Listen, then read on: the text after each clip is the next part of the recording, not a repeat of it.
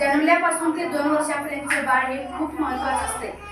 त्याचा विकास, मेंदूचा विकास जो होत असतो, आपण काय सांगणार त्याला त्या पद्धतीने त्या बाळाचा विकास सकारार्थी पण सांगितलं तर आणि नकारार्थी पण सांगितलं तर प्रत्येक गोष्ट ही सकारार्थी सांगायला पाहिजे।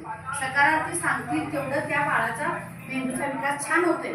त्यामुळे नेहमी आपण घरामध्ये वावरत असताना किंवा घरामध्ये त्या मुलाशी बोलत असताना नेहमी तुम्ही चांगलंच बोलायचं। हे असं का केलास, हे असं नाही करायचं, हे असं चांगलं वाटतंय काय, हे असं नाही बोलायचं, असं नाही, असं केल्यानंतर काय होतंय आणि असं केल्यानंतर काय होतंय हे तुम्ही समजावून सांगायला पाहिजे। त्यासाठी हे ECC डे साजरा होत असते। कशासाठी की तुमच्या मुलांचा विकास तुमच्या घरामध्ये कसं करायचा ह्याबद्दल होत असते। आणि हे बघा, आरंभिक बालसंगोपन आणि बाल शिक्षणाचे महत्त्व समजणे आणि पोषण भी पढाई भी कार्यक्रमाचे महत्त्व समजणे।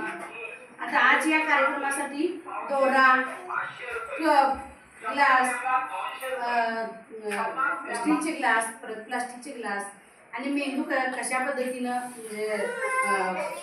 मेंदूचा जाळ कसं तयार होतं ते हे सगळं तिथं आम्ही साहित्य मांडलेलं आहे। त्या साहित्याच्या अनुरूपानं आपण आज कार्यक्रम घ्यायचा आहे आणि या कार्यक्रमाला तुम्ही आवर्जून उपस्थित राहा जावा की तुमच्या मुलांचा विकास कोणत्या पद्धतीनं होत असतो हे तुम्हाला माहित नसते।